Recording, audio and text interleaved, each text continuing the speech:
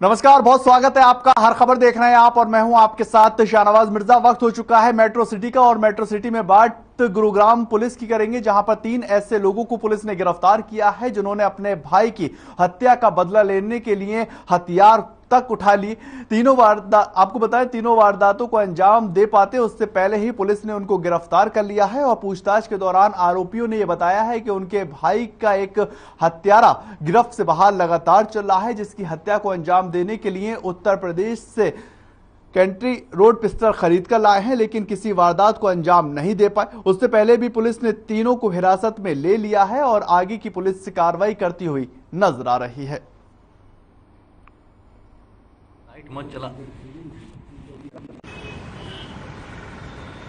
हमने 3 लड़कों को, जिनके नाम रोहित उर्फ टमाटर, मनदीप उर्फ मन्नू और भक्ति लांबा हैं, हमारी क्राइम ब्रांच सिकंदरपुर ने इनको 3 कंट्री मेड पिस्टल के साथ गिरफ्तार किया है। और इन्होंने पूछताछ पे जानकारी दी है कि इनमें से एक जो अभियुक्त है रोहित टमाटर, इसके भाई का दिनांक 3/5/2022 को सेक्टर 9 के इलाके में मर्डर हुआ था, जिसमें से एक विशु नाम के जो अभियुक्त था उसकी गिरफ्तारी पेंडिंग थी। तो इन्होंने ये वेपन उसका मर्डर करने के लिए खरीदे थे।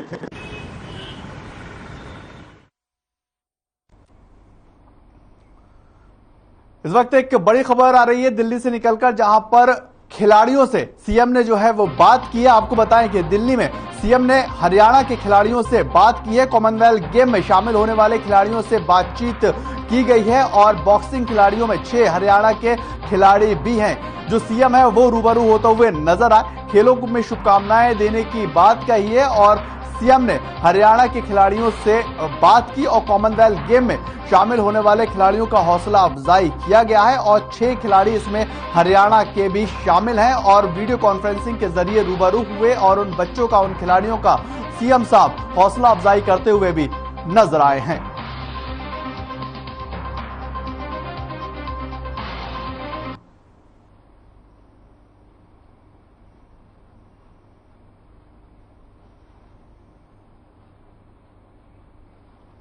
तस्वीरों में आप साफ तरह से देख सकते हैं सीएम मनोहर लाल किस तरह से जो हमारे खिलाड़ी हैं, जो हमारे देश का नाम रोशन करने जा रहे हैं, उनको लेकर शुभकामनाएं दी, उनसे बात की है और ये बताया है कि आप हमारे देश का गौरव। सीएम हरियाणा ने खिलाड़ियों से बातचीत की और हरियाणा खिलाड़ियों से बात करते हुए हर एक पहलू को लेकर बातचीत की गई है और ये बताने का, एक मैसेज देने का सीधा साधन है कि आप हमारे देश के लिए कितने महत्वपूर्ण हो, कितने खास हो, और इसी को लेकर खिलाड़ियों से सीएम साहब ने चर्चा की है।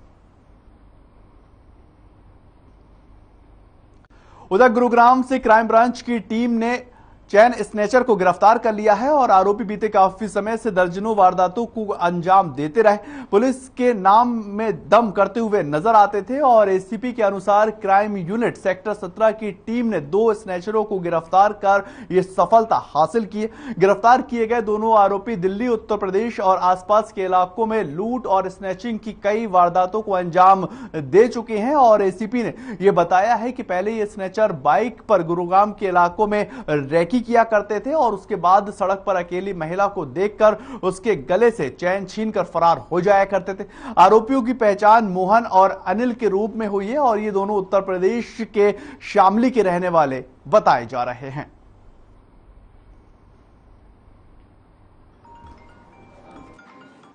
चैन स्नेचर का गिरोह था जिसको गिरफ्तार करने में कामयाबी हासिल की है, जिसमें 2 लोग शामिल हैं।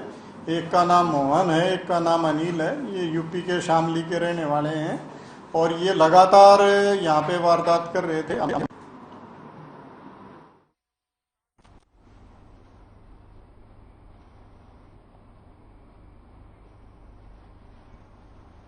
उधर पुलिस ने 3 और शातिर चोरों को गिरफ्तार कर लिया है। आपको बताएं कि शातिर चोर पलक के झपकते ही बंद घर का ताला तोड़ दिया करते थे और कीमती सामानों पर हाथ साफ कर रफू चक्कर हो जाया करते थे। इन शातिर चोरों को गुरुग्राम के सेक्टर 17 की क्राइम यूनिट ने गिरफ्तार कर ये सफलता हासिल की है और मिली जानकारी के अनुसार तीनों पहले बंद घरों की लगातार रैकी किया करते थे और उसके बाद बंद घरों से कीमती सामान चोरी कर वहां से फरार हो जाया करते थे। इतना ही नहीं, गिरफ्तार तीनों शातिर चोर ताला तोड़ने में बेपनाह माहिर बताए जा रहे हैं और फिलहाल पुलिस ने तीनों को रिमांड पर ले रखा है और चोरी किए गए सामानों की बरामदगी का लगातार प्रयास पुलिस कर रही। साथ ही पुलिस इनके और इनके साथियों की तलाश में भी लगातार जुटी हुई है।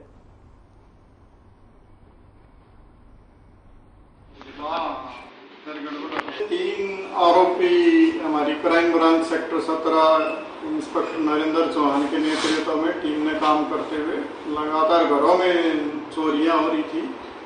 दिन के समय ये चोरी करने के शातिर बदमाश हैं जो लगातार इस तरह के कार्य में निजी हैं और इनमें से 3 लोगों को हमने गिरफ्तार करने में कामयाबी हासिल की है, जिनके नाम बंटी, विनोद और बोलू है। पहुंचना होता है मेरी फ्लाइट छूट चुकी है। हाँ सर, गड़बड़ हो गया।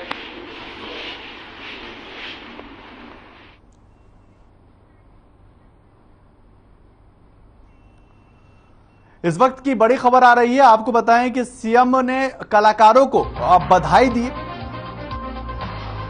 फिल्म दादा लखमा को सर्वश्रेष्ठ हरियाणवी फिल्म का पुरस्कार दिया गया है और सीएम मनोहर लाल ने कलाकारों को बधाई दी है। सूर्य कवि पंडित को भी बधाई दी गई है, यानी कि संस्कृति के लिए हरियाणा हमेशा तत्पर रहता है और उसी को लेकर सीएम ने कलाकारों को जो है बधाई दी है। फिल्म दादा लक्ष्मी को सर्वश्रेष्ठ हरियाणवी फिल्म का अवार्ड दिया गया है, उसको नवाजा गया है और साथ ही साथ सूर्य कवि पंडित लक्ष्मीदीन के आजीवन पर यह फिल्म जो थी वो आधारित थी और यहाँ पर सीएम जो है वो बधाई और शुभकामनाएं देते हुए कलाकारों को नजर आए हैं। दादा लक्ष्मी को सर्वश्रेष्ठ हरियाणवी अवार्ड से नवाजा गया है और कलाकारों को बधाई के साथ साथ ये सूर्य कवि पंडित के जीवन के ऊपर पूरी पिक्चर आधारित थी और जिसको अवार्ड दिया गया है और अवार्ड के बाद सीएम मनोहर लाल ने कलाकारों को बधाई और शुभकामनाएं भी दी हैं।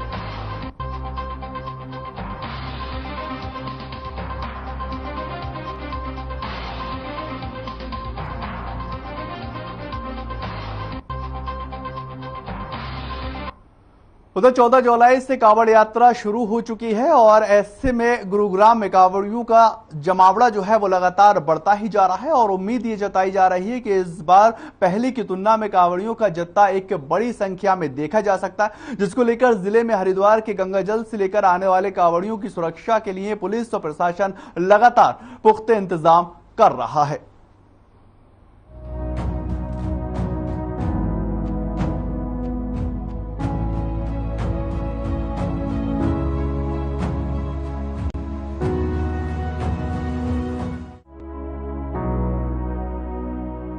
भारत में कांवड़ियों के साथ बढ़ते सड़क हादसों के बाद गुरुग्राम जिला प्रशासन ने कांवड़ियों की सुरक्षा को सुनिश्चित करने के आदेश जारी किए हैं। जिला उपायुक्त ने बैठक कर पुलिस और संबंधित विभागों के अधिकारियों को कांवड़ियों को किसी भी प्रकार की असुविधा न हो, इसके लिए आदेश जारी किया है।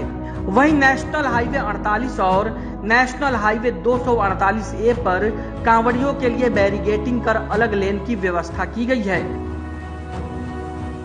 जो कावड़ का सीजन शुरू हुआ है, इसमें हमारे जिले से मुख्य रूप से कुछ तो लोग हैं जो रेवाड़ी और राजस्थान की तरफ जाते हैं थ्रू NH48, कुछ लोग सोहना की तरफ भी जाते हैं और कुछ फरूखनगर की तरफ भी जाते हैं। तो 3 सड़कें हमारी जो महत्वपूर्ण हैं, तो हमने नेशनल हाईवे को कहा है कि वो सर्विस लेन का कुछ एरिया 4 से 5 फीट का एक रिजर्व करके रखे, उसको प्रॉपरली रस्सी वगैरह लगा के बैरिकेड करे, जिसपे कावड़ियों के समुचित चलने की व्यवस्था हो।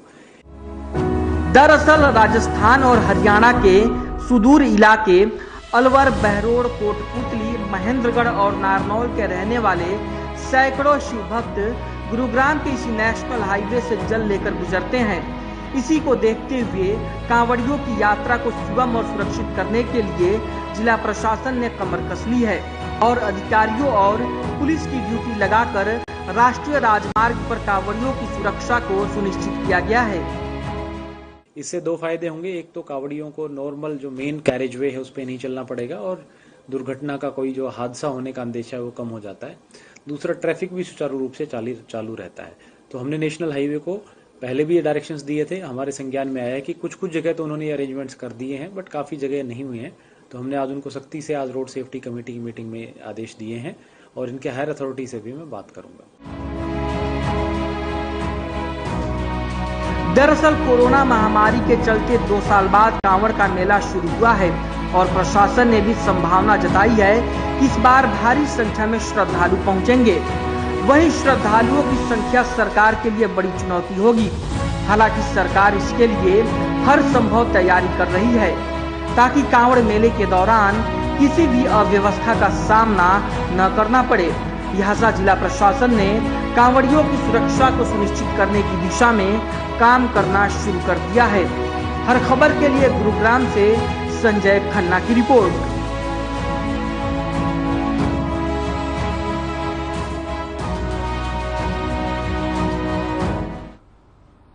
उधर मेवात में हुई डीएसपी की हत्या के बाद अब प्रदेश सरकार ने अवैध माइनिंग को लेकर अपना रुख जो है वो सख्त कर लिया है। जहां एक तरफ मेवात में खनन प्रभावित इलाकों में पुलिस का सघन तलाशी अभियान लगातार जारी है, तो दूसरी तरफ गुरुग्राम जिला प्रशासन ने भी गुरुग्राम और मेवात की सीमा से लगते गांव और क्रेशर जोन की निगरानी बढ़ाने और टास्क फोर्स बनाने के आदेश जारी किए। जिला उपायुक्त निशान यादव ने यह बताया है कि गुरुग्राम जिले में कई क्रेशर लगातार चलाए जा रहे हैं, जहां राजस्थान से पत्थर लाकर काम किया जाता, इसलिए सभी क्रेशर इलाकों की वीडियोग्राफी के आदेश जो है वो पारित कर दिए गए हैं ताकि कोई भी माफिया बच ना सके। और साथ ही डीसी गुरुग्राम के अनुसार पुलिस को भी सख्त आदेश दिए गए हैं कि ओवरलोड डंपरों और वाहनों की सख्त से सख्त चेकिंग की जाए और अवैध खनन में लिप्त पाए जाने वालों को तुरंत गिरफ्तार कर मामले की आगे जांच की जाए। इसमें हमारे जिले में जो डिस्ट्रिक्ट लेवल टास्क फोर्स बनी हुई है उसकी बैठक हमने पिछले हफ्ते की थी और उसमें पुलिस विभाग, माइनिंग विभाग, प्रशासन, पॉल्यूशन कंट्रोल बोर्ड सब ने मिलकर के यही प्लान किया है कि एक तो जहां पे भी अवैध माइनिंग है उसको पूरी तरह से बंद करना है और दूसरा जो डंपर्स हैं जिनके थ्रू ओवरलोड अवैध माइन किया हुआ मटेरियल आता है क्रशर्स पे, हमारे यहाँ लगभग 60 से ज्यादा क्रशिंग जोन्स जो हैं वो जो परमिटेड क्रशिंग जोन्स हैं वो हैं, तो वहां पे भी उसकी चेकिंग बढ़ाई जाए, वीडियोग्राफी की जाए ताकि कोई भी अवैध माइन किया हुआ मटेरियल यहाँ पे ना आए और ना ही ओवरलोड आए। प्रदेश के डिप्टी सीएम दुष्यंत चौटाला ने सीबीएसई की 10वीं कक्षा को लेकर ऑल इंडिया टॉप करने वाली अंजलि यादव को बधाई दी है और वहीं अंजलि के द्वारा डॉक्टर बनने की इच्छा जताने पर उप मुख्यमंत्री ने हर संभव सहायता करने का आश्वासन भी दिया। सीबीएसई की 10वीं की ऑल इंडिया टॉपर महेंद्रगढ़ जिले के गांव सिलारपुर की रहने वाली हैं और ग्रामीण परिवेश में रहने के बावजूद अपनी मेहनत के बल पर उन्होंने इस कामयाबी को हासिल किया है।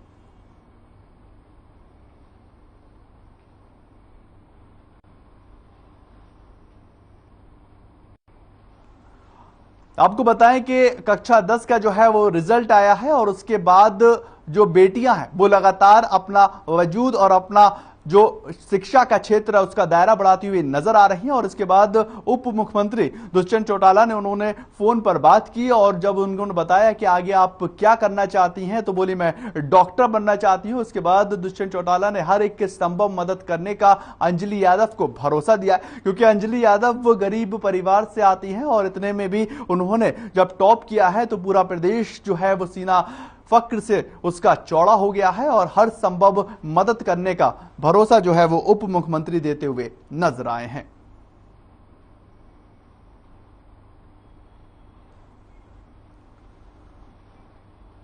उधर बादली से कांग्रेस के विधायक कुलदीप वत्स ने प्रेस कॉन्फ्रेंस की है और पंचायत चुनाव को लेकर अपना एक बयान दिया।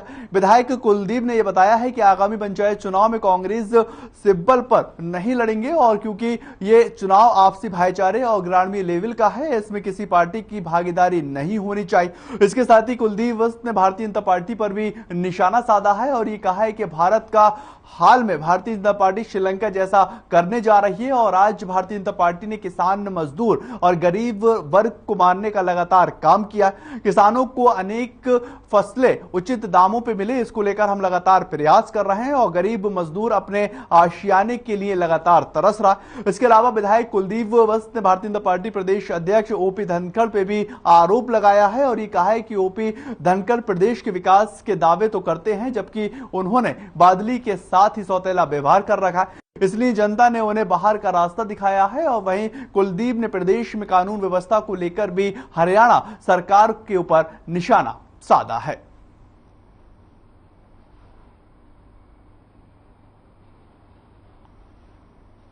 आपको बताएं, कुलदीप ने लगातार इस बात को लेकर निशाना साधा है कि जो प्रदेश के अंदर व्यवस्थाएं बन रही हैं वो बिल्कुल श्रीलंका जैसे हालात होते हुए जा रहे हैं और उसको लेकर गवर्नमेंट के ऊपर निशाना साधते हुए कुलदीप नजर आ रहा है। उन्होंने कहा कि महंगाई एक बड़ा मुद्दा जो है वो बनता हुआ जा रहा है और इसी के साथ साथ जो भ्रष्टाचार है वो भी पैमाने पर बढ़ रहा है। कानून व्यवस्था को लेते हुए भी उन्होंने सरकार को घेरा है। उन्होंने कहा कि जब राज्य के अंदर डीसीपी रैंक का अधिकारी ही सुरक्षित नहीं है तो आप समझ सकते हैं कि आम जनमानस की इस वक्त क्या स्थिति होती होगी। और इन तमाम मुद्दों को लेकर कुलदीप सख्त सरकार को घेरते हुए नजर आए हैं।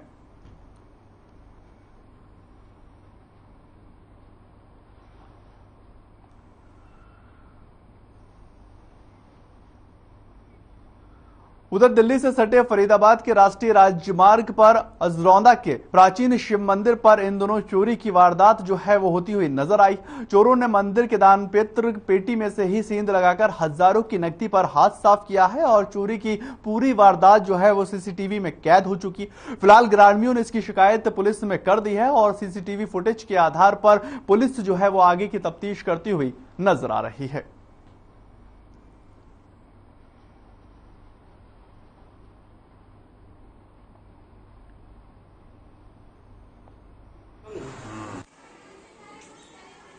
कूद के आता है, कूद के आने के बाद मंदिर में घुसता है, ये ताला खुलता है, ये हनुमान मंदिर में घुसता है, दान पात्र खुलता नहीं है उससे। फिर वो उस साइड में हमारा एक संबल लगा हो जो हमारे हथियार रखे रहते हैं, जो हमारे जो खोदने के लिए, खूंटे लगाने के लिए या फिर कोई गड्ढा खोदने के लिए जो संबल वगैरह रखे हुए हैं उस तरफ रखे रहते हैं। तो उसको वो पता था कि संबल वहां रखे हुए हैं, उसको पूरी जानकारी है कि क्या चीज कहाँ पे रखी है। वो संबल लेके आया, संबल लेके उसने तोड़ा और इसमें से लगभग 35 से 40 हजार रुपए जो हमारा इकट्ठा था वो उसको निकाल के और कट्टे अंदर डाल के उसको लेकर वापस निकल जाता है यहाँ से।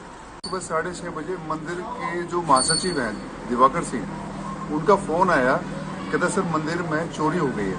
तो उन्होंने ये बताया कि मंदिर में जो हमारे हनुमान जी की मूर्ति है उसके साथ में एक हमारा दान पात्र फिक्स किया हुआ था, सीमेंटेड था। उन्होंने कहा कि जी वो दान पात्र उखाड़ा है और उखाड़ के उसमें से उसको तोड़ा है और उसमें से जितना भी दान राशि थी वो लगभग 35-40 हजार के आसपास बता रहे हैं कि क्योंकि कई महीनों से ये दान पात्र खुला नहीं था, उस सबको भर के और ले गया है। मामला चोरी का दिखाई दे रहा है, चोरी हुई है, देखते इसको मुकदमा दर्ज कर देंगे, सरकार समय देती है, जो नियम अनुसार कार्रवाई अमल लाएंगे और चोर को जल्द पकड़ के गिरफ्तार करेंगे। कुछ सीसीटीवी के बारे में भी कुछ सीसीटीवी कैमरे में दिखाई दे रहा है, लेकिन अभी स्पष्ट रूप से पता नहीं चल पाया कौन इंसान था कौन नहीं था, उसके पता करेंगे, पता लगाएंगे, जैसे पता लगेगा उसको गिरफ्तार करेंगे। उधर तीगांव के कई गांवों में जलभराव हो जाने पर लोगों की लगातार समस्याएं बढ़ती जा रही हैं और तीगांव के विधायक राजेश नागर ने अधिकारियों को मौके पर बुलाकर समस्या का जायजा भी लिया। विधायक राजेश नागर ने यह बताया है कि गांव में बरसात के दिन पानी लगातार भर जाता है और नालियों में गंदगी होने की वजह से लोगों को दिक्कत होती, जिसको लेकर अधिकारियों को आदेश दिए गए हैं कि अगले बुधवार तक सभी गांवों की नालियों को साफ किया जाए, जिससे बरसात के दिन पानी आराम से निकल सके और वही मौजूदा स्थिति जो है वो दोबारा उत्पन्न न हो। इस दौरान मौजूद जिला उपायुक्त जितेंद्र यादव ने कहा कि गांव में सीवर की पाइपलाइन डाली जा रही है और जो काम धीरे चल रहा था उसे जल्दी पूरा किया जाएगा, जिसके बाद गांव में होने वाले जलभराव की समस्या से लोगों को निजात मिलती नजर आएगी और इसके साथ ही गांव को ऐसे जोड़ा जा रहा है जहां पर लोगों ने अपना कब्जा भी किया हुआ। बीडीपीओ को उन्होंने जल्दी हटवाने के आदेश भी दिए हैं।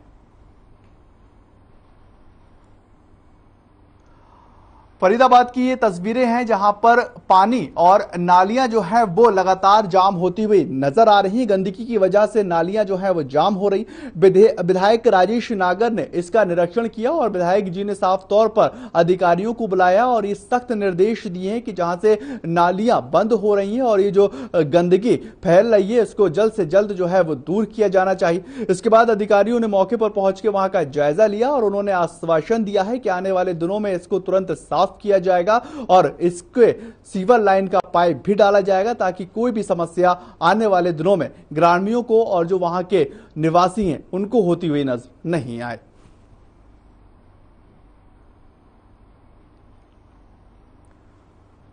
इससे पहले भी फरीदाबाद में यह देखा गया है कि लगातार जो सड़कें हैं वो चोक मार जाती हैं और इससे काफी पानी जो है वो ऊपर आता हुआ नजर आता है और लोगों को काफी परेशानियों का सामना करना पड़ता है, क्योंकि इसके बाद लोगों की आवाजाही में दिक्कत होती हुई नजर आती। और जब लोगों को परेशानी होती है तो सीधे तौर पर जो लोग हैं वो अपने चुने हुए नेता को बुलाते हैं और उसी को लेकर फिर विधायक जी ने यानी कि राजेश नागर जी ने अधिकारियों को बुलाया और साफ तौर पर यह आदेश दिया कि आगे से ऐसा ना हो और जल्दी समस्या का समाधान किया जाए।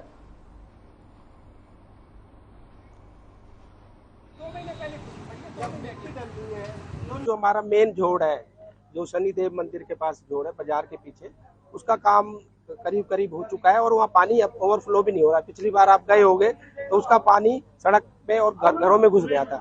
उसकी 2 पाइपलाइन पानी की जो है निकालने की डाल दी गई है, उसका टेंडर भी हो चुका है और उसका काम चल रहा है। 2 जोड़ों के लिए भी अलग से एक एस्टिमेट बना के भेज दिया गया है, उनका काम भी जल्दी होगा। गाँव में जो मेन समस्या है वो पानी के जल भराव, और हम मानते हैं इसके एक तो immediate solution by short term solutions होंगे, एक लॉन्ग। गाँव बड़ा गाँव है, 50-60 हजार से प्लस की आबादी है। तो जो इश्यू है वो ये है कि 4-5 तालाब है, सारा पानी तालाब में आ रहा है। तो तालाब के आसपास एनक्रोचमेंट, जो आज हमें पता लगा कि कुछ लोगों ने एनक्रोचमेंट की है, तो हमने वीडियो को कहा कि भाई सबसे पहले तो अतिक्रमण जो हुआ है उसको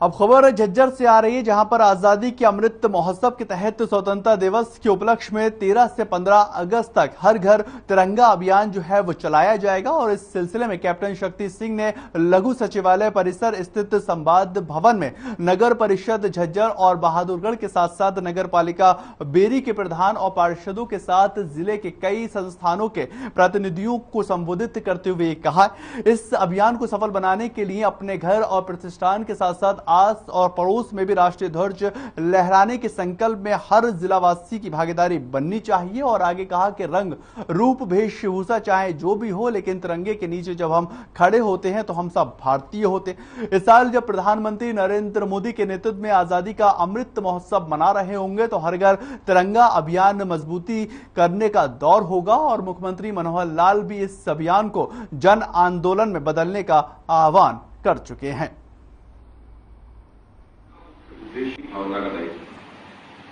आपके माध्यम से भी मेरी अपील यही है कि 13 से 15 अगस्त पूरे राष्ट्र में हर घर तिरंगा अभियान के तहत आयोजन किया जा रहा है।